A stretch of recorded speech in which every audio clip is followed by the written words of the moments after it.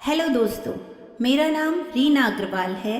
मैं आज आपको एक प्रेरक कहानी सुनाने आई हूँ जिसका टाइटल है नारी। बचपन से सुनती आई है नारी कि झुके रहने से बने रहते हैं घर परिवार प्रेम प्यार। वो झुकती गई, झुकती रही और झुकी रही और भूल ही गई कि उसकी कहीं कोई रीढ़ भी है। और ये आज कोई कह रहा है कि झुकना मत।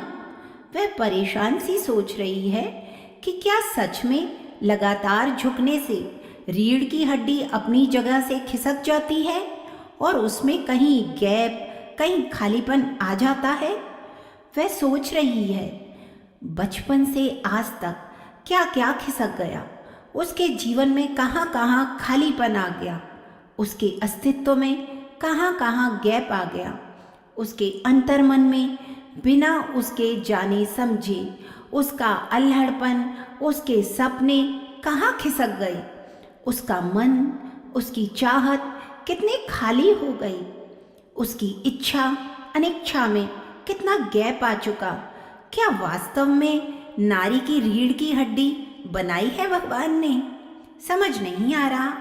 घर को घर बनाने वाली सभी महिलाओं को समर्पित मेरी ये आज की मोटिवेशनल स्टोरी सुनने से पहले आप हमारे इस चैनल को लाइक, शेयर और सब्सक्राइब ज़रूर कीजिएगा, जिससे आने वाली सभी नई कहानियों का नोटिफिकेशन आपको समय समय पर मिलता रहे। तो चलिए आज की स्टोरी शुरू करते हैं। एक सिद्ध महात्मा से मिलने पहुँचे एक गरीब दंपति ने देखा कि कूड़े के ढेर पर सोने का चिराग पड़ा हुआ था। दंपति ने महात्मा से पूछा तो महात्मा ने बताया कि ये 3 इच्छाएं पूरी करने वाला बेकार चिराग है और बहुत खतरनाक भी। जो इसको उठाकर ले जाता है वापस यहीं कूड़े में फेंक जाता है। अब गरीब दंपति ने जाते समय वो चिराग उठा लिया और घर पहुंचकर उससे 3 वरदान मांगने बैठ गए। चूंकि दंपति गरीब थे तो उन्होंने सबसे पहले 10 लाख रुपए मांगकर चिराग को टेस्ट करने का सोचा। जैसे ही उन्होंने रुपए मांगे तभी दरवाजे पर दस्तक हुई। जाकर खोला तो देखा एक आदमी रुपयों से भरा बैग और एक लिफाफा थमा गया। लिफाफे में एक पत्र था जिसमें लिखा हुआ था कि मेरी कार से टकराकर आपके पुत्र की मृत्यु हो गई, जिसके पश्चाताप स्वरूप मैं आपको 10 लाख रुपए भेज रहा हूँ, मुझे माफ़ करिएगा। अब दंपति को काटो तो खून नहीं। पत्नी दहाड़ मार मार कर रोने लगी। तभी पति को ख्याल आया कि उसने चिराग से दूसरी इच्छा बोल दी, क्योंकि वो चिराग 3 इच्छाएं पूरी करने वाला था। तो उन्होंने कहा कि उनका बेटा वापस आ जाए। थोड़ी देर बाद दरवाजे पर दस्तक हुई और पूरे घर में अजीब सी आवाज़ें आने लगी। घर के बल्ब तेजी से जलने बुझने लगे।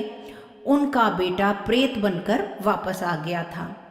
दंपति ने प्रेत रूप देखा तो बुरी तरह डर गए और हड़बड़ी में चिराग से तीसरी इच्छा के रूप में अपने प्रेत रूपी पुत्र की मुक्ति मांग ली। बेटे की मुक्ति के बाद रातों रात वो आश्रम पहुंचे। चिराग को कूड़े के ढेर पर फेंककर दुखी मन से वापस लौट आए। हम सब भी अपनी जिंदगी में उसी दंपति की तरह हैं। हमारी इच्छाएं बेहिसाब है। जब एक इच्छा पूरी होती है तो दूसरी सताने लगती है और जब दूसरी तो तीसरी। इस तरह से हमारी इच्छाएं लगातार बनी रहती हैं। इसलिए ईश्वर ने हमें जो भी दिया है उसी में हमें संतुष्ट रहना चाहिए। चलिए अब एक नई कहानी आपको सुनाने जा रही हूँ। एक भिखारी सुबह सुबह भीख मांगने निकला। चलते समय उसने अपनी झोली में जौ के मुट्ठी भर दाने डाल दिए। इस अंधविश्वास के कारण कि भिक्षाटन के लिए निकलते समय भिखारी अपनी झोली खाली नहीं रखते। थैली देखकर दूसरों को भी लगता है कि इसे पहले से ही किसी ने कुछ दे रखा है। पूर्णिमा का दिन था। भिखारी सोच रहा था कि आज अगर ईश्वर की कृपा होगी तो मेरी यह झोली शाम से पहले ही भर जाएगी। अचानक सामने से राजपथ पर उसी देश के राजा की सवारी आती हुई दिखाई दी। भिखारी खुश हो गया। उसने सोचा कि राजा के दर्शन और उनसे मिलने वाले दान से तो आज उसकी सारी गरीबी दूर हो जाएगी और उसका जीवन संवर जाएगा। जैसे जैसे राजा की सवारी निकट आती गई, भिखारी की कल्पना और उत्तेजना भी बढ़ती गई। जैसे ही राजा का रथ भिखारी के निकट आया, राजा ने अपना रथ रुकवाया और उतरकर उसके निकट पहुंचे। भिखारी की तो मानो सांसें ही रुकने लगी, लेकिन राजा ने उसे कुछ देने के बदले उल्टे अपनी बहुमूल्य चादर उसके सामने फैला दी और भिखारी से भीख की याचना करने लगा।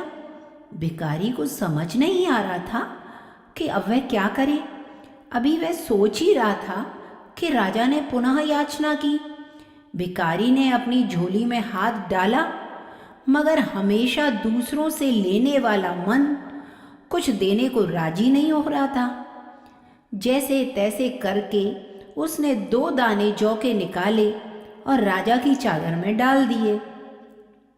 उस दिन हालांकि भिखारी को अधिक भीख मिली, लेकिन अपनी झोली में से 2 दाने जौ के देने का मलाल उसे सारे दिन रहा। शाम को जब उसने अपनी झोली पलटी तो उसके आश्चर्य की सीमा न रही। जो जौ वह अपने साथ झोली में ले गया था, उसके 2 दाने सोने के हो गए थे।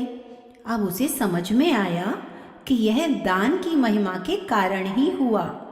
वह पछताया कि काश उस समय उसने राजा को और अधिक जौ दे दिए होते, लेकिन दे नहीं सका क्योंकि उसकी देने की आदत ही नहीं थी। तो अब आपको समझ आया कि जो देता है वो उससे ज़्यादा पाता है। देने से कोई चीज़ कभी घटती नहीं, लेने वाले से देने वाला बड़ा होता है। अंधेरे में छाया, बुढ़ापे में काया और अंत समय में माया किसी का साथ नहीं देती। ओम शांति। तो चलिए अब मैं आपके सामने हाजिर हूँ एक नई कहानी के साथ, जिसका शीर्षक है शयन के नियम, अर्थात सोने के नियम।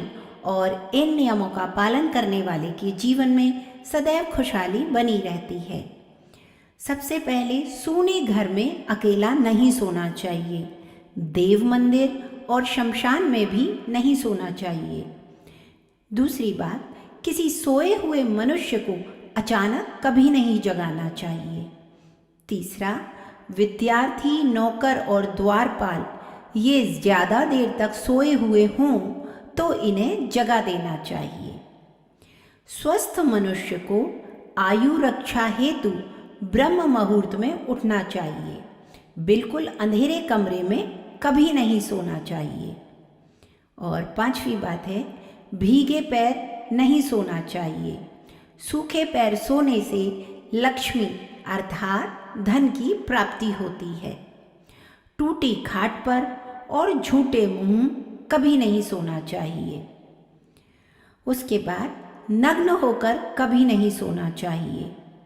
पूर्व की तरफ सिर करके सोने से विद्या, पश्चिम की ओर सिर करके सोने से प्रबल चिंता, उत्तर की ओर सिर करके सोने से हानि व मृत्यु तथा दक्षिण की तरफ सिर करके सोने से धन व आयु की प्राप्ति होती है। इसलिए सदैव दक्षिण दिशा की तरफ सिर करके सोएं।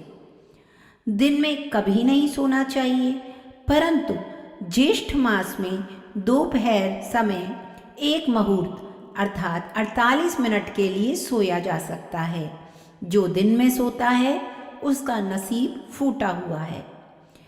दिन में तथा सूर्योदय एवं सूर्यास्त के समय सोने वाला रोगी और दरिद्र हो जाता है। सूर्यास्त के 1 पहर के बाद ही सोना चाहिए। बाईं करवट सोना स्वास्थ्य के लिए बहुत हितकारी है। दक्षिण दिशा में पांव करके कभी नहीं सोना चाहिए। यम दुष्ट देवों का निवास रहता है। कान में हवा भरती है। मस्तिष्क में रक्त का संचार कम हो जाता है। स्मृति भ्रंश, मौत व असंख्य बीमारियां होती हैं। हृदय पर हाथ रखकर छत के पाट या बीम के नीचे और पांव पर पांव चढ़ाकर निद्रा न लें।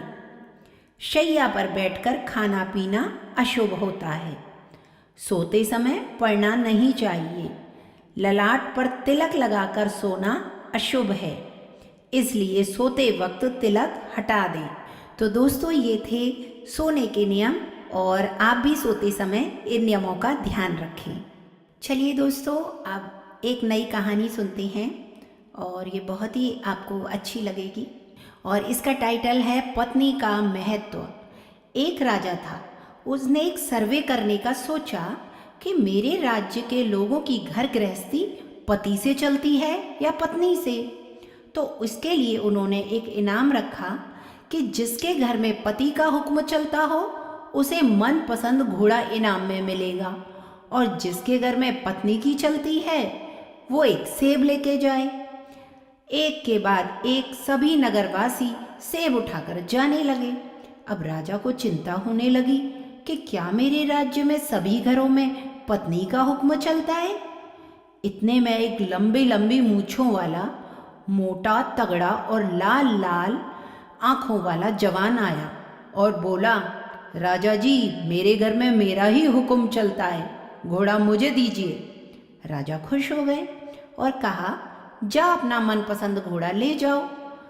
राजा को लगा चलो कोई तो ऐसा मिला जहाँ पर आदमी की चलती है। जवान काला घोड़ा लेकर रवाना हो गया। घर गया, फिर थोड़ी देर में घोड़ा लेकर दरबार में वापस लौट आया। राजा बोले, क्या हुआ जवान मर्द, वापस क्यों आ गए? जवान बोला, महाराज, मेरी घरवाली कह रही है कि काला रंग अशुभ होता है, सफ़ेद रंग शांति का प्रतीक होता है, तो आप मुझे वो सफ़ेद रंग वाला घोड़ा दे दो। राजा बोला, अच्छा, तू ऐसा कर, घोड़ा चुपचाप यहीं रख और सेब लेकर चलता बन। क्योंकि राजा समझ गए इसके घर में भी पत्नी की चलती है। इस तरह रात हो गई, पूरा दरबार खाली हो गया, लोग सेब लेकर चले गए। आधी रात को महामंत्री ने दरवाजा खटखटाया। राजा बोले, बोलो महामंत्री, कैसे आना हुआ? महामंत्री बोले, महाराज, आपने सेब और घोड़ा इनाम में रखा है, उसकी जगह अगर आप 1 मण अनाज या सोना वगैरह रखते तो लोग कुछ दिन खा सकते थे, सोना देते तो जेवर बना सकते थे। राजा बोले, मैं भी इनाम में यही रखना चाह रहा था, लेकिन महारानी ने कहा कि सेब और घोड़ा ही ठीक है, इसलिए वही रखा। महामंत्री बोले, महाराज, अब आपके लिए सेब काट दूं? राजा को हंसी आ गई और पूछा, यह सवाल तुम दरबार में या कल सुबह भी पूछ सकते थे, अब इस बात के लिए आधी रात को ही क्यों आए? महामंत्री बोला, महाराज, मेरी धर्मपत्नी ने कहा अभी जाओ और अभी पूछ के आओ, सच्ची घटना का पता तो चले। राजा बीच में ही बात काटकर बोले, महामंत्री जी, सेब आप खुद ले लोगे या घर में भेज दिया जाए? तो मोरल ऑफ द स्टोरी है कि समाज चाहे कितना भी पुरुष प्रधान क्यों ना हो, लेकिन संसार स्त्री प्रधान ही है। दोस्तों, आप सेब यहीं खाओगे या घर लेकर जाओगे? अब आप भी अपनी पत्नी से पूछकर बताओगे क्या? तो दोस्तों, अब शुरू करते हैं एक दूसरी नई कहानी जिसका टाइटल है भगवान ही सर्वशक्तिमान है।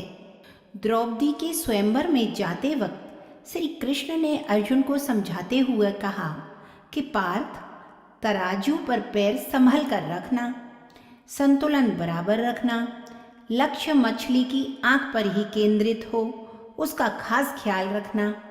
तो अर्जुन ने कहा, हे प्रभु, सब कुछ अगर मुझे ही करना है तो फिर आप क्या करोगे?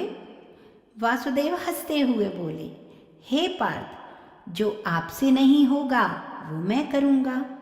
पार्थ ने कहा, प्रभु, ऐसा क्या है जो मैं नहीं कर सकता?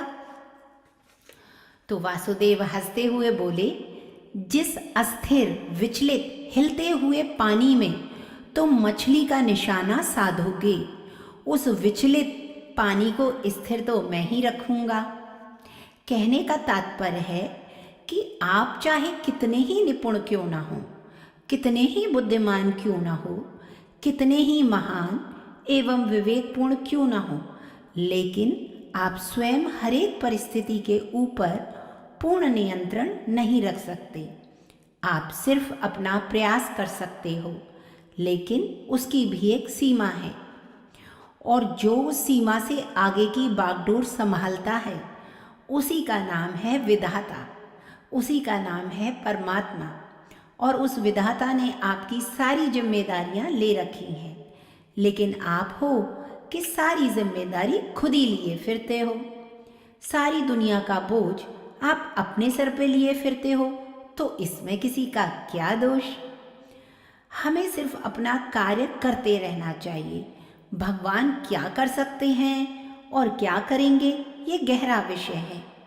उस विधाता ने इतनी बड़ी दुनिया बनाई, विशाल समुद्र बनाया, उसमें रहने वाले विशालकाय जीवों के जीवन की डोर बनाई, उनके दाना पानी की व्यवस्था की, हजारों लाखों टन पानी को समुद्र से उठाकर हजारों मील दूर आवश्यकता के स्थान पर बिना किसी साधन के बारिश के रूप में पहुंचाना, एक छोटे से बीज में वृक्ष का विस्तार भर देना, और उसमें किस मौसम में पत्ते गिरेंगे और किस मौसम में नए फूल आएंगे, ये सब कुछ उस नन्हे से बीज में प्रोग्रामिंग भर देना। उस विधाता ने चींटी से लेकर विशालकाय हाथी जैसे जीवों का दाना पानी उसके व्यवस्था के हिसाब से निर्माण किया है। उसमें विश्वास रख कर कर्म कर। जो तुझे नहीं दिख रहा है वो उसे दिख रहा है।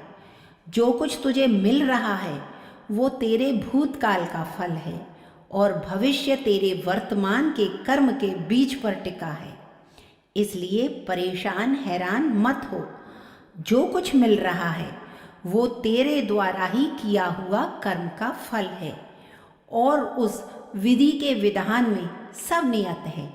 यहाँ राजा और रंग सब तेरे कर्मों का फल है। उसे किसी को राजा और किसी को रंग बना के कुछ नहीं मिलेगा। वो सब तेरे द्वारा बोए गए बीजों का ही प्रत्यक्ष फल है। वो सदा परम है। वो तेरे साथ अन्याय नहीं होने देगा। विश्वास रख, वो शुभ कर्मों में तेरे साथ है, बल्कि वो चाहता है कि तू शुभ कर्म कर, तो मैं तेरी हर दुविधा हर लूँ। समस्याएं न आएं ऐसा तो नहीं होगा, लेकिन जो अदृश्य रूप में शूली को कांटे के रूप में और कांटे को रुई के रूप में बदल रहा है, वो नहीं चाहता कि तुझे दुख दे। आखिर उसको क्या मिलेगा इससे? मन को थोड़ा स्थिर करके उसमें श्रद्धा रख, इधर उधर मत भटक। इंसान और उस विधाता में फर्क पहचान और उसमें मन लगा। अतः उसमें पूर्ण विश्वास रख और आगे कदम बढ़ा। वो अर्जुन की तरह तुम्हारे पानी को भी स्थिर करेगा, लेकिन पहला कदम तो तुम्हें स्वयं उठाना होगा। तो मुझे उम्मीद है आपको आज की ये कहानी बहुत पसंद आई होगी और ये आपके जीवन में मार्गदर्शन करेगी। तो चलिए अब शुरू करते हैं एक नई प्रेरक कहानी, जिसका शीर्षक है जिम्मेदारी। कहते हैं मशहूर हुए वो जो कभी काबिल न थे, मशहूर हुए वो जो कभी काबिल न थे, और तो और कमबख्त मंजिल भी उन्हें मिली जो दौड़ में कभी शामिल न थे, और तो और कमबख्त मंजिल भी उन्हें मिली जो दौड़ में कभी शामिल न थे। तो चलिए शुरू करते हैं। हमारे घर में हॉल में 2 पंखे लगे हैं, जिनमें एक ही अक्सर चलता है और वही धूल लगकर गंदा हो जाता है, जबकि जो पंखा नहीं चलता है वो साफ रहता है। अब बाहर से आने वाले सारे लोग उसी साफ दिखने वाले पंखे की तारीफ करते हैं। जो नहीं चलता वो साफ रहता है तो वो कहते हैं कि उसी की तरह इस पंखे को भी साफ रखा करो। अब उन्हें क्या जवाब दूं? उन्हें कैसे समझाऊं कि जो जिम्मेदारी लेता है वही गंदा होता है। तो आप समझ गए होंगे इन पंखों की कहानी से कि जिम्मेदारी लेने वाला ही गंदा होता है और जो कुछ करता ही नहीं वो तो साफ ही रहेगा। तो क्या आप भी जिम्मेदारी लेना पसंद करेंगे? तो चलिए दोस्तों, अब शुरू करते हैं एक नई कहानी जिसका शीर्षक है माँ की इच्छा। माँ जिद कर रही थी कि उसकी चारपाई गैलरी में डाल दी जाए।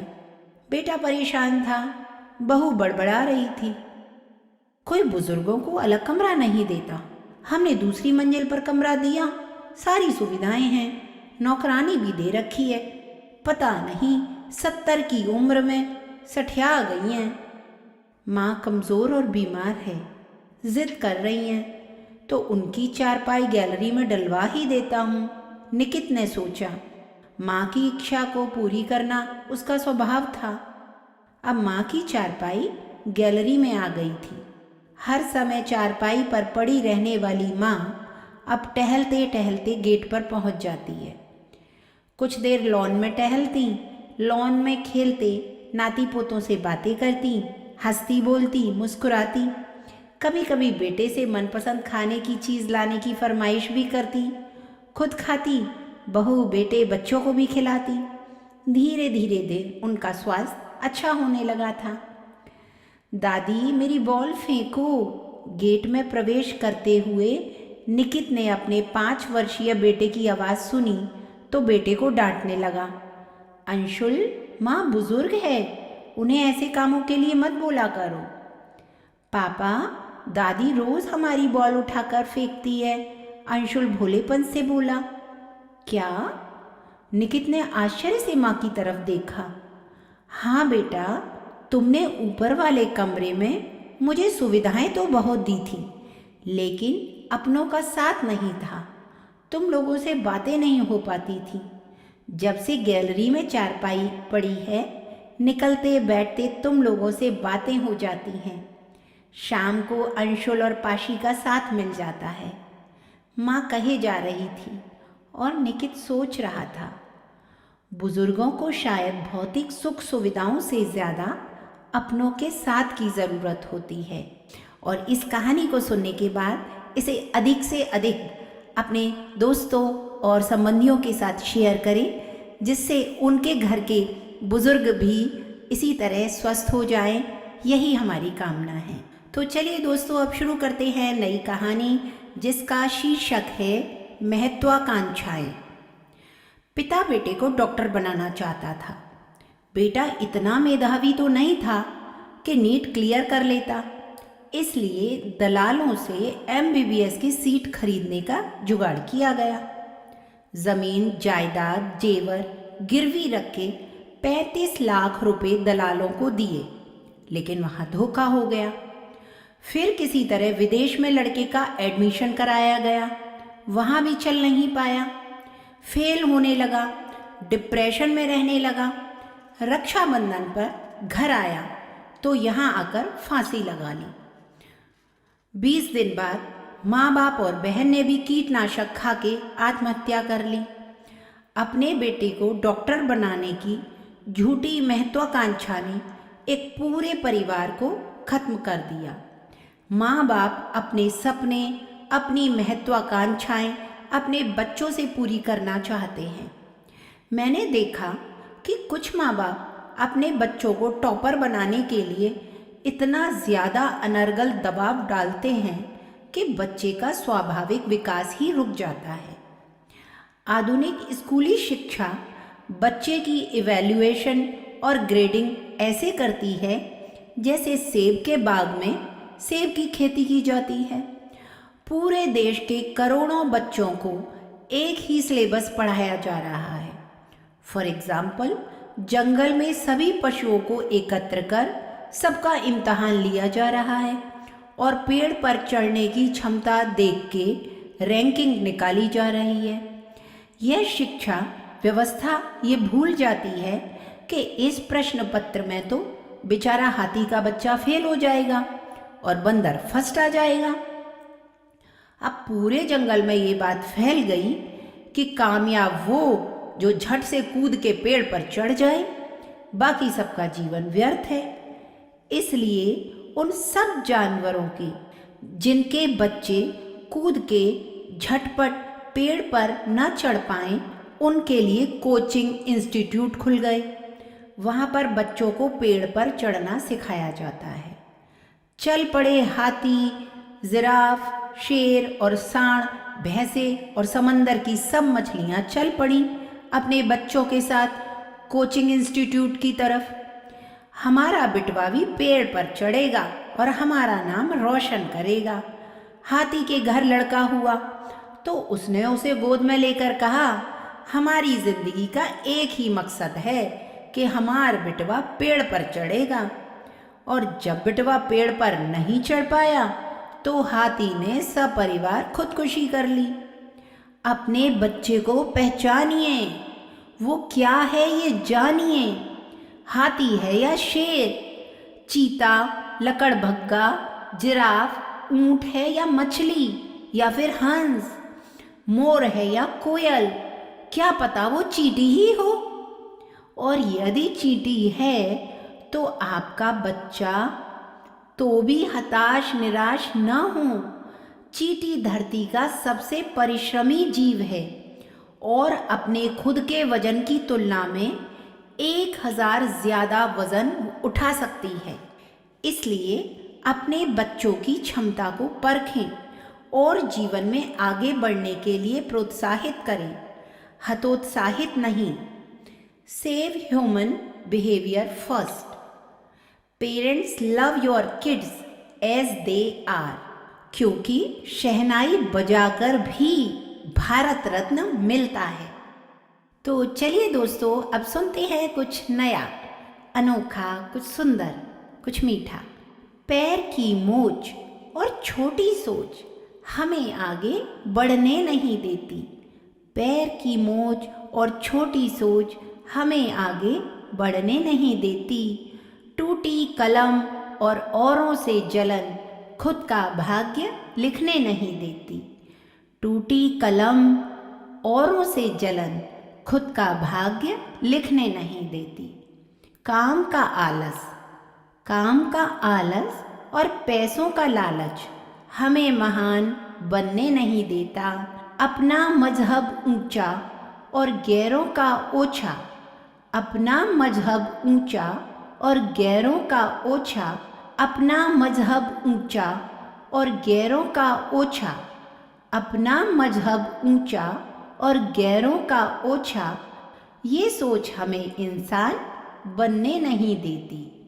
ये सोच हमें इंसान बनने नहीं देती। दुनिया में सब चीज़ मिल जाती हैं, दुनिया में सब चीज़ मिल जाती हैं, केवल अपनी गलती नहीं मिलती, केवल अपनी गलती नहीं मिलती। भगवान से वरदान मांगा कि दुश्मनों से पीछा छुड़वा दो। भगवान से वरदान मांगा कि दुश्मनों से पीछा छुड़वा दो। अचानक दोस्त कम हो गए, समझे, अचानक दोस्त कम हो गए। जितनी भीड़ बढ़ रही ज़माने में, जितनी भीड़ बढ़ रही ज़माने में, लोग उतने ही अकेले होते जा रहे हैं। लोग उतने ही अकेले होते जा रहे हैं। इस दुनिया के लोग भी कितने अजीब हैं। इस दुनिया के लोग भी कितने अजीब हैं ना। सारे खिलौने छोड़कर जज्बातों से खेलते हैं। सारे खिलौने छोड़कर जज्बातों से खेलते हैं। इस दुनिया के लोग भी कितने अजीब हैं ना। सारे खिलौने छोड़कर जज्बातों से खेलते हैं। किनारे पर तैरने वाली, किनारे पर तैरने वाली लाश को देखकर ये समझ आया, बोझ शरीर का नहीं सांसों का था। किनारे पर तैरने वाली लाश को देखकर ये समझ आया कि बोझ शरीर का नहीं सांसों का था। तारीख 1000 साल में बस इतनी सी बदली है। तारीख 1000 साल में बस इतनी सी बदली है। तब दौर पत्थर का था, अब लोग पत्थर के हैं। तब दौर पत्थर का था और अब लोग पत्थर के हैं। तारीख 1000 साल में बस इतनी सी बदली है। तब दौर पत्थर का था और अब लोग पत्थर के हैं। तारीख 1000 साल में बस इतनी सी बदली है। तब दौर पत्थर का था और अब लोग पत्थर के हैं। स्वर्ग का सपना छोड़ दो, स्वर्ग का सपना छोड़ दो, नर्क का डर छोड़ दो। कौन जाने क्या पाप क्या पुण्य, बस किसी का दिल न दुखे। अपने स्वार्थ के लिए बाकी सब कुदरत पर छोड़ दो। स्वर्ग का सपना छोड़ दो, नर्क का डर छोड़ दो। स्वर्ग का सपना छोड़ दो, नर्क का डर छोड़ दो। कौन जाने क्या पाप क्या पुण्य, बस किसी का दिल ना दुखे। अपने स्वार्थ के लिए बाकी सब कुदरत पे छोड़ दो, बाकी सब कुदरत पे छोड़ दो। सफ़र का मज़ा लेना हो तो साथ में सामान कम रखिए। सफ़र का मज़ा लेना हो तो साथ में सामान कम रखिए। और ज़िंदगी का मज़ा लेना है तो दिल में अरमान कम रखिए। और ज़िंदगी का मज़ा लेना है तो दिल में अरमान कम रखिए। तजुर्बा है मेरा, ये तजुर्बा है मेरा, मिट्टी की पकड़ मजबूत होती है। ये तजुर्बा है मेरा कि मिट्टी की पकड़ मजबूत होती है। संगमरमर पर तो हमने पाँव फिसलते देखे हैं। संगमरमर पर तो हमने पाँव फिसलते देखे हैं। जिंदगी को इतना सीरियस लेने की ज़रूरत नहीं यारो। जिंदगी को इतना सीरियसली लेने की ज़रूरत नहीं यारो। यहाँ से जिंदा बचकर कोई नहीं जाएगा। जिनके पास सिर्फ सिक्के थे वो मज़े से भीगते रहे बारिश में। जिनके पास सिर्फ सिक्के थे वो मज़े से भीगते रहे बारिश में। जिनके जेब में नोट थे वो छत तलाशते रह गए। जिनके जेब में नोट थे वो छत तलाशते रह गए। पैसा इंसान को ऊपर ले जा सकता है। पैसा इंसान को ऊपर ले जा सकता है, लेकिन इंसान कभी पैसा ऊपर नहीं ले जा सकता। लेकिन इंसान पैसा ऊपर नहीं ले जा सकता। कमाई छोटी या बड़ी हो सकती है। कमाई छोटी या बड़ी हो सकती है, पर रोटी की साइज लगभग सब घर में एक जैसी ही रहती है। पर रोटी की साइज सब घर में एक जैसी ही रहती है। कमाई छोटी या बड़ी हो सकती है, पर रोटी का साइज हर घर में एक जैसा ही रहता है। एक शानदार बात बताती हूँ दोस्तों। इंसान की चाहत है कि उड़ने को पर मिले। इंसान की चाहत है कि उड़ने को पर मिले, और परिंदे सोचते हैं कि रहने को घर मिले। इंसान की चाहत है कि उड़ने को पर मिले, और परिंदे सोचते हैं कि रहने को घर मिले। कर्मों से ही पहचान होती है इंसानों की। कर्मों से ही पहचान होती है इंसानों की। महंगे कपड़े तो पुतले भी पहनते हैं दुकानों में। महंगे कपड़े तो पुतले भी पहनते हैं दुकानों में। कर्मों से ही पहचान होती है इंसानों की। महंगे कपड़े तो पुतले भी पहनते हैं दुकानों में। तो चलिए दोस्तों, इसी के साथ मैं आप सबसे विदा लेती हूँ। लक्ष्य बनाएं, सेट आवर गोल्स। जीवन के रास्तों पर चलते हुए अपनी आंखें अपने लक्ष्य पर जमाए रहें। आम पर ध्यान दें, गुठली पर नहीं। ज्ञान आपको मंजिल तक पहुंचने में मदद करता है, बशर्ते कि आपको अपनी मंजिल का पता हो।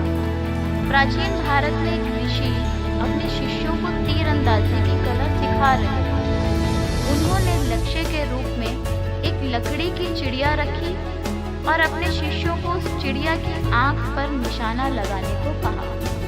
उन्होंने पहले शिष्य से पूछा, तुम्हें क्या दिख रहा है? शिष्य ने कहा, मैं पेड़, टहनियाँ, पत्ते, आकाश, चिड़िया और उसकी आंख को देख रहा हूँ। ऋषि ने उस शिष्य को इंतजार करने को कहा। तब उन्होंने दूसरे शिष्य से वही सवाल किया तो दूसरे शिष्य ने जवाब दिया, मुझे सिर्फ चिड़िया की आंख दिखाई दे रही है। तब ऋषि ने कहा, बहुत अच्छा, अब तीर चलाओ। तीर सीधा जाकर चिड़िया की आंख में लगा। अगर हम अपने मकसद पर ध्यान नहीं लगाएंगे तो अपने लक्ष्य को हासिल नहीं कर पाएंगे। अपने मकसद पर ध्यान लगाना एक मुश्किल काम है, मगर यह एक कला है जिसे सीखा जा सकता है। अपनी नजर लक्ष्य पर रखें। Keep your eyes upon the goals. चलिए मैं आपको एक कहानी सुनाती हूँ। 4 जुलाई 1952 को फ्लोरेंस चैडविक ने कैटलीना चैनल को तैरकर पार करने वाली पहली महिला बनने वाली थी। वह इंग्लिश चैनल को पहले ही पार कर चुकी थी। सारी दुनिया की निगाहें उन पर टिकी थी। चैडविक ने घने कोहरे, हड्डियों तक कंपकपाने वाली ठंड और कई बार शार्क मछलियों का मुकाबला किया। वह किनारे पर पहुंचने का प्रयास कर ही रही थी, लेकिन उसने अपने चश्मे से जब भी देखा उसे घना कोहरा दिखाई दिया। किनारा न दिखाई देने की वजह से उसने हार मानी। चैडविक को सदमा तब लगा जब उसे पता चला कि वह किनारे से सिर्फ आधा मील दूर रह गई थी। उसने हार इसलिए नहीं मानी थी क्योंकि बाधाओं ने उसकी हिम्मत तोड़ दी थी, बल्कि इसलिए हार मानी थी क्योंकि उसे अपना लक्ष्य कहीं नजर नहीं आ रहा था। वह किसी बाधा की वजह से नहीं रुकी। उसने कहा, मैं बहाने नहीं बना रही हूँ। अगर मैंने किनारा देखा होता तो मैं जरूर कामयाब हो जाती। 2 महीने बाद वह फिर वापस गई और उसने कैटलीना चैनल को पार कर लिया। इस बार खराब मौसम के बावजूद उसने अपने लक्ष्य पर निगाह रखी और वह न केवल सफल रही बल्कि उसने पुरुषों के रिकॉर्ड को भी 2 घंटे के समय से तोड़ा। लक्ष्य क्यों जरूरी है? Why are goals important? तेज धूप और शक्तिशाली मैग्नीफाइंग ग्लास के बावजूद कागज को आग तब तक नहीं पकड़ सकती जब तक आप ग्लास को हिलाते रहोगे। अगर आप थोड़ी देर स्थिरता से पकड़कर प्रकाश को कागज पर फोकस करेंगे तो कागज आग पकड़ लेगा। ध्यान लगाने में यानी फोकस करने में ऐसी ताकत होती है। एक बार एक यात्री एक चौराहे पर रुका। उसने एक बुजुर्ग से पूछा, यह सड़क मुझे कहाँ ले जाएगी? बुजुर्ग ने पलट कर पूछा, तुम कहाँ जाना चाहते हो? यात्री ने कहा, मैं नहीं जानता। तब बुजुर्ग ने कहा, तब कोई भी सड़क पकड़ लो, क्या फर्क पड़ेगा? कितनी सही बात है। मान लीजिए कि आपकी फुटबॉल की टीम खेलने के लिए पूरे उत्साह के साथ तैयार है। तभी अचानक कोई गोल पोस्ट और कोई गोल लाइन को हटा देता है, तब खेल क्या होगा? अब वहाँ कुछ भी नहीं बचा। आप स्कोर कैसे रखेंगे? आप कैसे जानेंगे कि आप लक्ष्य तक पहुँच गए हैं? बिना दिशा के उत्साह उस जंगली आग की तरह है जिसे मायूसी ही मिलती है। लक्ष्य दिशा का एहसास कराते हैं। क्या आप किसी ऐसी ट्रेन या ऐसी बस में बैठेंगे जिसके बारे में आप ये ना जानते हो कि वह कहाँ जा रही है? हरगिज नहीं। लोग ऐसी बस या ऐसी ट्रेन में तो बैठेंगे ही नहीं। फिर वे जिंदगी के सफर में बिना लक्ष्य के चलने को तैयार क्यों हो जाते हैं? सपने यानी ड्रीम्स महान मस्तिष्क उद्देश्य से भरे होते हैं और अन्य लोगों के पास केवल इच्छाएं होती हैं। लोग अक्सर इच्छा या सपने को लक्ष्य समझने की भूल करते हैं। सपने और इच्छाएं सिर्फ चाहत हैं। चाहतें कमजोर होती हैं। चाहतों में मजबूती तब आती है जब वे इन बातों की बुनियाद पर टिकी होती है, जैसे दिशा, डायरेक्शन, समर्पण, डेडिकेशन, दृढ़ निश्चय, डिटर्मिनेशन, अनुशासन, डिसिप्लिन, समय सीमा यानी डेडलाइन। ये वही बातें हैं जो इच्छा और लक्ष्य में अंतर करती हैं। लक्ष्य वे सपने हैं जिनके साथ समय सीमा और कार्य योजना जुड़ी होती है। लक्ष्य मूल्यवान या मूल्यहीन हो सकते हैं, सपनों को असलियत का रूप चाहत नहीं बल्कि लगन देती है। सपनों को असलियत में बदलने वाले कदम, निश्चित और साफ लक्ष्य लिखें, इसे हासिल करने का प्लान बनाएं, पहली 2 बातों को रोज 2 बार पढ़ें। ज्यादातर लोग अपने लक्ष्य क्यों नहीं बनाते? Why don't more people set goals? कुछ करने की कोशिश करके असफल हो जाने वाले लोग उन लोगों से लाख गुना बेहतर होते हैं जो कुछ किए बिना सफल हो जाते हैं। लोगों द्वारा लक्ष्य तय न किए जाने की कई वजह होती हैं, जैसे कि निराशावादी नजरिया, संभावनाओं की बजाय हमें रास्ते की बाधाओं को देखना, असफलता का डर, फियर ऑफ फेलियर, यह सोच कि अगर मैं नहीं कर सका तो क्या होगा। लोगों के अवचेतन मन में यह विचार रहता है कि अगर वे लक्ष्य तय नहीं करेंगे तो असफलता भी नहीं मिलेगी। लेकिन ये लोग इस बात को नहीं समझते कि लक्ष्य का न होना असफलता की निशानी है। सफलता का आतंक, फियर ऑफ सक्सेस, खुद को कम करके आंकना या सफल जिंदगी को लेकर पाली गई आशंकाओं के कारण कुछ भी लोगों के मन में सफलता का आतंक हो जाता है।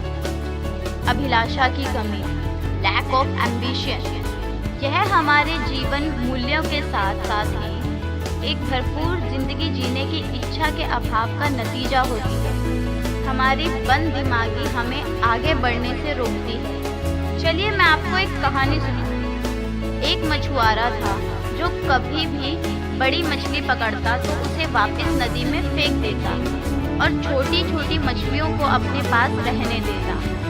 उसकी इस अजीब हरकत को देखने वाले एक आदमी ने उससे पूछा कि वह ऐसा क्यों कर रहा है। इस पर उस मछुआरे ने जवाब दिया, मेरी कढ़ाई बहुत छोटी है।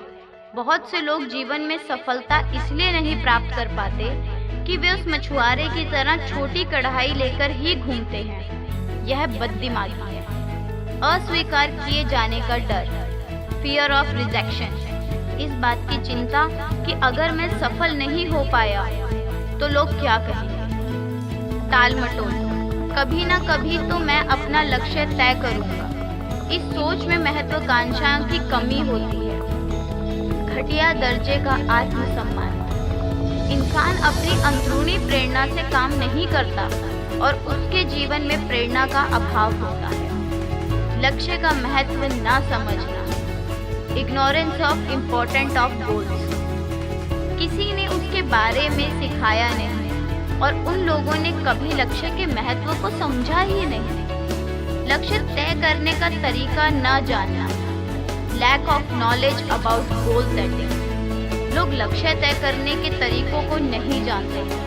उन्हें हर कदम के लिए एक गाइड की जरूरत होती है ताकि वे एक बंधे बंधाए ढर्रे पर चल सकें। लक्ष्य तय करने के लिए एक के बाद एक कदम उठाने पड़ते हैं। जब आप हवाई जहाज का एक टिकट खरीदते हैं तो इस पर क्या लिखा रहता है?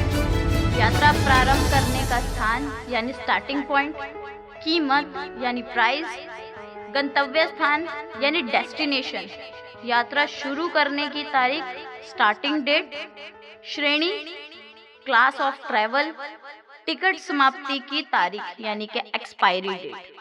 अगर आप लोगों से जिंदगी का कोई एक बड़ा मकसद बताने को कहें तो वो शायद आपको साफ साफ जवाब देंगे, जैसे कि मैं सफल होना चाहता हूँ, खुश रहना चाहता हूँ, अच्छा जीवन गुजारना चाहता हूँ, और वो यहीं पर रुक जाएंगे। ये सभी कोरे सपने, इनमें से कोई भी लक्ष्य साफ नहीं है। लक्ष्य स्मार्ट होना चाहिए। Smart meaning S, specific, specific स्पष्ट। मिसाल के तौर पर मैं वजन घटाना चाहती हूँ, एक इच्छा है। यह लक्ष्य तब बनता है जब हम यह तय कर लेते हैं कि मैं 90 डेज में 10 पाउंड वजन घटाऊंगी।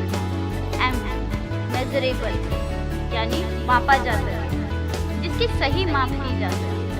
अगर हम माप नहीं कर सकते तो हम इसे हासिल भी नहीं कर सकते। मापना ही वह रास्ता है जिससे हम अपनी तरक्की पर नजर रख सकते हैं। ए, अचीवेबल, हासिल करने के काबिल। हासिल करने के काबिल होने का मतलब है कि ये चुनौती भरा और मुश्किल तो हो, लेकिन नामुमकिन ना हो, क्योंकि असंभव लक्ष्य हमें निराश ही करेगा। आर रियलिस्टिक यानी वास्तविक। एक इंसान यदि 30 दिन में 50 पाउंड वजन घटाना चाहे तो यह लक्ष्य बिल्कुल अवास्तविक है। टी यानी टाइम बाउंड, समयबद्ध। काम के शुरू और अंत की एक निश्चित समय सीमा होनी चाहिए। लक्ष्यों की कई तरह सीमा होती है, मसलन कम समय यानी कि शॉर्ट टर्म सीमा 1 साल, मध्यम समय यानी कि मिड टर्म सीमा 3 साल, लंबी समय यानी कि लॉन्ग टर्म 5 साल। लक्ष्य 5 साल से भी ज्यादा समय के हो सकते हैं, लेकिन तब तक के वे जीवन का उद्देश्य बन जाते हैं। जीवन का उद्देश्य होना बहुत जरूरी होता है, क्योंकि इसके बिना हमारा देखने का नजरिया तंग हो जाता है और फिर हम जीवन के लक्ष्यों को हासिल करने तक की सीमा रह जाते हैं और उद्देश्यों को तो भूल ही जाते हैं। लक्ष्यों को छोटे छोटे हिस्सों में बांट दिया जाए तो उन्हें हासिल करना आसान हो जाता है। जिंदगी में लंबे कदम बढ़ाना भले मुश्किल हो, पर इंच इंच बढ़ना आसान है। लक्ष्य संतुलित होने चाहिए। Goals must be balance. हमारी जिंदगी एक पहिए की तरह है जिसमें 6 तिल्लियां लगी होती हैं। पारिवारिक यानी फैमिली, हमारे प्रियजन ही हमारे जीने और जीविका कमाने का मकसद है। आर्थिक यानी फाइनेंशियल, हमारा करियर और वे चीजें जिन्हें हम पैसों से खरीद सकते हैं। शारीरिक यानी कि फिजिकल, हमारी सेहत जिसके बगैर किसी चीज का कोई मायने नहीं है। मानसिक यानी मेंटल, हमारा ज्ञान और हमारी बुद्धि। सामाजिक यानी सोशल, हर व्यक्ति और संगठन की कुछ सामाजिक जिम्मेदारियां हैं जिनको पूरा न किए जाने पर समाज टूटने लगता है। आध्यात्मिक यानी कि स्पिरिचुअल, हमारे जीवन मूल्य, नैतिकता और चरित्र को दर्शाते हैं। इनमें से कोई भी तीली अपनी जगह से खिसक जाए तो हमारे जीवन का संतुलन डगमगा जाता है। थोड़ा समय निकालकर सोचिए, अगर इन 6 में से कोई एक तीली ना रहे तो जीवन कैसा होगा। संतुलन यानी कि बैलेंस। सन 1923 में दुनिया के सबसे अमीर व्यक्तियों में से 8 लोग मिले। अंदाजा लगाया गया कि उनकी संपत्ति का जोड़ अमेरिकी सरकार की उस समय की कुल संपत्ति से भी ज्यादा था। इन लोगों से ज्यादा कौन जानता था कि जीविका यानी कि लिविंग कैसे कमाई जाती है और दौलत कैसे जोड़ी जाती है। आइए देखते हैं 25 साल के बाद इनके साथ क्या हुआ। सबसे बड़ी स्टील कंपनी के मालिक चार्ल्स शॉप उधार की पूंजी पर 5 साल तक जिए और फिर वे दिवालिया होकर मर गए। सबसे बड़ी गैस कंपनी के प्रेसिडेंट हावर्ड हब्सन पागल हो गए। एक बहुत बड़े व्यापारी आर्थर क्यूटन दिवालिया होकर मर गए। न्यूयॉर्क स्टॉक एक्सचेंज के प्रेसिडेंट रिचर्ड ह्यूफ्टनी को जेल जाना पड़ा। राष्ट्रपति के कैबिनेट सदस्य अल्बर्ट फॉल को जेल से इसलिए छोड़ दिया गया ताकि वे अपने जीवन के अंतिम दिन अपने घर पर बिता सके। वॉल स्ट्रीट के सबसे बड़े सट्टेबाज जेसी लीवर ने आत्महत्या कर ली। दुनिया के सबसे बड़ी एकाधिकारी कंपनी के प्रेसिडेंट इवोर क्रूजर ने आत्महत्या कर ली। बैंक ऑफ इंटरनेशनल सेटलमेंट के प्रेसिडेंट लियोन क्रूजर ने भी आत्महत्या कर ली। ये लोग पैसा कमाने में तो माहिर थे, लेकिन ये भूल गए थे कि जिंदगी को कैसे बनाया जाए। ऐसी ही कहानियां लोगों के मन में भ्रम डालती हैं कि पैसा ही सब बुराइयों की जड़ है। यह सच नहीं है। इनकी समस्याओं की वजह पैसा नहीं था। पैसा भूखे को खाना, गरीब को दवाई और जरूरतमंद को कपड़ा देता है, लेकिन पैसा सिर्फ लेन देन का जरिया है। दरअसल उन्होंने पैसा कमाने के लिए जिंदगी की बाकी 5 तिल्लियों की जरूरत को नजरअंदाज किया और यही उनके पतन का कारण बना। हमें 2 तरह की शिक्षा चाहिए, एक वो जो हमें रोजी रोटी कमाना सिखाए और दूसरी वो जो हमें जीने का ढंग सिखाए। कुछ ऐसे लोग हैं जो अपने काम में इतने व्यस्त होते हैं कि वे अपने परिवार, सेहत और सामाजिक जिम्मेदारियों को नजरअंदाज कर देते हैं। मजे की बात ये है कि हमें उनसे पूछने पर वे ऐसा क्यों करते हैं, उनका जवाब होता है कि वे सब अपने परिवार के लिए ही तो कर रहे हैं। जब हम घर से निकलते हैं तो हमारे बच्चे सो रहे होते हैं और जब हम घर लौटते हैं तो भी हमारे बच्चे सो रहे होते हैं। 20 साल बाद हम पाते हैं कि वे हमें छोड़कर चले गए। अब हमारा परिवार रहा क्यों? बड़े दुख की बात है। संख्या नहीं गुण, क्वालिटी नॉट क्वांटिटी। आमतौर पर सुना जाता है कि परिवार के साथ संख्या का नहीं बल्कि गुण के साथ समय बिताना चाहिए, यानी अधिक समय नहीं बल्कि बेहतर समय बिताना चाहिए। जरा इसके बारे में सोचकर देखिए, क्या यह वास्तव में सही है? मान लीजिए कि आप शहर के एक रेस्टोरेंट में गए जहां हाथ में सफ़ेद दस्ताने पहने बैरे, इंग्लैंड के बने कांटे चम्मच, फ्रांस की क्रॉकरी, स्विट्जरलैंड की चॉकलेट और ऐसी बहुत सारी चीज़ें हैं। आप सुनहरी फ्रेम वाली मेन्यू उठाकर सीख पर भुने हुए चिकन का ऑर्डर देते हैं। कुछ ही देर बाद बेहद लजीज चिकन का छोटा सा टुकड़ा लाकर आपको देता है। आप उसे खाते हैं और पूछते हैं, क्या इतना ही मिलेगा? बैरा जवाब देता है, क्वांटिटी से ज़्यादा महत्व गुण यानी क्वालिटी का होता है। मुझे उम्मीद है कि आपको बात समझ में आ गई होगी। हमारे परिवार को संख्या और गुण दोनों की ज़रूरत होती है। आप क्वालिटी टाइम पर अपना अधिकार नहीं दिखा सकते। आप ये नहीं कह सकते कि हम एक दूसरे के साथ क्वालिटी टाइम बिताएंगे।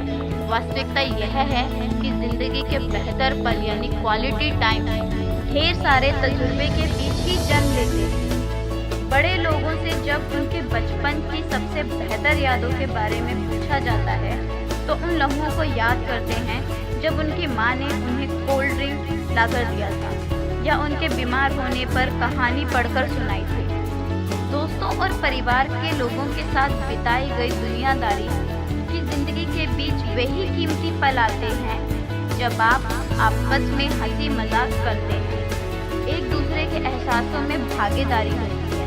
किसी ने मुस्कुराकर ठीक उस वक्त आपका एहसास उत्साह बढ़ाया होगा जब आपको उसकी बेहद ज़रूरत होती है, या किसी दोस्त ने आड़े वक्त में आपकी मदद की। सेहत यानी कि हेल्थ। पैसा कमाने के चक्कर में हम अपनी सेहत खो बैठते हैं और खोई हुई सेहत को पाने के चक्कर में अपना पैसा। इस तरह पैसा भी चला जाता है और सेहत भी। सामाजिक दायित्व यानी कि सोशल रिस्पॉन्सिबिलिटी। पैसा कमाने के चक्कर में हम अपने सामाजिक दायित्वों को नज़रअंदाज करते हैं और समाज में गिरावट आने देते हैं। हम ये नहीं सोचते कि किसी दिन खुद भी इस हालात के शिकार हो जाएंगे। अपने लक्ष्यों को जांचें और परखें। जो इंसान किसी चीज पर अपना निशाना ही नहीं लगाता वह चूकेगा क्या? छोटे लक्ष्य बनाना ही सबसे बड़ी गलती है। जीतने वाले लक्ष्य को देखते हैं और हारने वाले रुकावटों को। हमारे लक्ष्य इतने बड़े होने चाहिए कि हमें प्रेरणा दे सके, मगर असलियत से इतनी भी दूर ना हो कि हमें निराश हो जाए। हम जो भी करते हैं या तो हमें लक्ष्य के करीब ले जाता है या उससे दूर। हर लक्ष्य इन पैमानों पर तोला जाता है, रोटरी क्लब 4-वे टेस्ट की तरह। क्या यह सच है? क्या यह सभी संबंधित लोगों के लिए निष्पक्ष है? क्या इससे मुझे ख्याति मिलेगी? क्या मुझे सेहत, धन और मन की शांति देगा? क्या यह मेरे दूसरे लक्ष्यों के अनुकूल है? क्या मैं अपने आप को इसके लिए वचनबद्ध कर सकती हूँ? अगर मेरा लक्ष्य सेहतमंद बनना हो लेकिन जेब में पैसा ना हो तो यह बिल्कुल साफ है कि यह व्यवहारिक यानी कि प्रैक्टिकल नहीं। इसका मतलब यह है कि इसका तालमेल हमारे दूसरे लक्ष्यों के साथ नहीं है। एक इंसान दुनिया में जितना चाहे धन कमा सकता है, लेकिन अगर वह अपनी सेहत और परिवार को खो देता है तो क्या उस धन की कोई कीमत है? कोई व्यक्ति नशीली दवाएं बेचकर करोड़ों रुपए कमा सकता है, लेकिन फिर उसे बाकी जिंदगी कानून से भागते हुए बितानी पड़ेगी। इस तरह का व्यवहार गैर कानूनी, सामाजिक जिम्मेदारियों से परे और मन की शांति तथा ख्याति को छीनने वाला होगा। बिना कर्म के लक्ष्य खोखले सपनों की तरह होते हैं। कर्म ही सपनों को लक्ष्य में बदलता है। अगर हम अपना लक्ष्य नहीं भी हासिल कर पाते तो इसका मतलब असफल होना नहीं होता। देरी होने का मतलब हारना नहीं होता। इसका मतलब यह है कि अपने लक्ष्य को पाने के लिए फिर से योजना बनाने की जरूरत है। जैसे एक कैमरे को तस्वीर लेने के लिए फोकस करना पड़ता है, वैसे ही हमें भी जीवन सफल पाने के लिए लक्ष्य बनाने की जरूरत है। अपने ऊपर इस डर को हावी न होने दें कि किसी काम को करने में कितना समय लगेगा। वह समय किसी न किसी तरह बीत ही जाएगा, लेकिन हमें उस बीतने वाले समय का बेहतर से बेहतर उपयोग करने की कोशिश करनी चाहिए। हमारे लक्ष्यों और नैतिक मूल्यों के बीच तालमेल होना चाहिए। Goal should be consistent with our values. लक्ष्य हमारे जीवन को अर्थ देते हैं। ये सफलता की ओर पहला कदम है। चांद बनने का लक्ष्य बनाएं। अगर आप चूक भी गए तो एक तारा तो बन ही जाएंगे। बाधाएं ऐसी डरावनी चीजें हैं जो लक्ष्य से आंखें हटने पर आपको दिखाई देती हैं। इस दुनिया में हम सभी के जीवन में एक उद्देश्य है। यह हर इंसान का अलग अलग हो सकता है। किसी ऑर्केस्ट्रा में हर कोई एक ही बाजा बजा रहा हो तो वह सुनने में शायद अच्छा नहीं लगेगा। छोटी योजनाएं न बनें। उनमें इंसानों के दिलों में जोश भरने वाला जादू नहीं होता है। बड़ी योजनाएं बनाएं, पूरी आशा के साथ ऊंचाइयों की ओर बढ़ें और काम करें। इससे कोई फर्क नहीं पड़ता कि हम कहाँ हैं। महत्व इसका है कि हम किस दिशा में जा रहे हैं। बिना किसी उद्देश्य के मेहनत और साहस भी बेकार है। चिंता गलत लक्ष्य बनाने वाले की ओर ले जाती है। चिंतित आदमी उन बातों के बारे में सोचता रहता है जिन्हें वह घटित होने नहीं देखना चाहता। सक्रियता का मतलब उपलब्धि नहीं है। सक्रियता को उपलब्धि मानने की भूल न करें।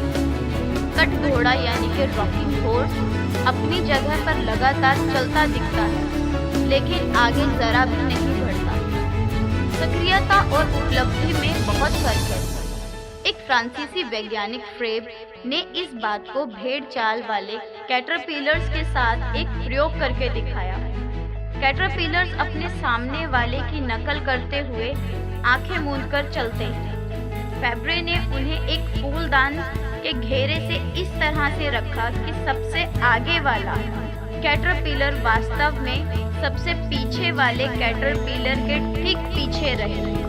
फिर उसने चीड़ के कांटे जो कैटरपिलर का भोजन है उस फूलदान के बीच में रख दिए। कैटरपिलर्स ने उस फूलदान में से घेरे में ही घूमते रहे। आखिरकार एक हफ्ते तक चक्कर लगाने के बाद वे थकान और भूख से मर गए, जबकि खाना उनसे कुछ ही इंच दूर था। हमें कैटरपिलर से सीख लेनी चाहिए। सिर्फ काम करते रहने का मतलब यह नहीं कि आप कामयाबी की तरफ बढ़ रहे हैं। हर किसी को अपने काम को परखते रहना चाहिए ताकि हमारे काम का फल भी मिल सके। एक आदमी अपनी पत्नी के साथ गाड़ी चला रहा था। पत्नी ने कहा, प्रिय, हम लोग गलत दिशा में जा रहे हैं। पति ने जवाब दिया, कौन परवाह करता है, हम बिफोर टाइम चल रहे हैं। अगर हम सिर्फ रफ्तार और काम करने को कामयाबी समझ बैठे तो हमारी गाड़ी तो बहुत अच्छी चलेगी, मगर हम कहीं पहुंचेंगे नहीं। निरर्थक लक्ष्य, मीनिंगलेस गोल्स। किसी किसान का कुत्ता सड़क के किनारे बैठकर आने वाली गाड़ियों का इंतजार करता रहता है। जैसे ही कोई गाड़ी आती वह भौंकता और उसके पीछे दौड़ता। एक दिन उसके पड़ोसी ने उस किसान से पूछा, क्या तुम्हें ऐसा लगता है कि तुम्हारा कुत्ता किसी भी गाड़ी को पकड़ जाएगा? उस किसान ने जवाब दिया, सवाल यह नहीं कि वह किसी गाड़ी को पकड़ पाएगा, बल्कि यह है कि अगर पकड़ पाएगा तो वो क्या करेगा। बहुत से लोग उस कुत्ते की तरह निरर्थक यानी मीनिंगलेस लक्ष्यों के पीछे भागते रहते हैं। ये जो मोटिवेशनल स्पीच जो मैंने अभी सुनाई, आप ये अपने परिवार, अपने बच्चों, अपने दोस्तों, अपने से जुड़े सभी लोगों को सुनाएं, ताकि वो लोग जो लोग अनमोटिवेशनल हैं वो लोग मोटिवेट हों और अपने गोल्स को पा सकें, अपने लक्ष्य को ध्यान में दे सकें। एंड आई एम श्योर आप ये सुनने के बाद निराशा से आशा की ओर ज़रूर जाएंगे और अपने लक्ष्य को ज़रूर पाएंगे।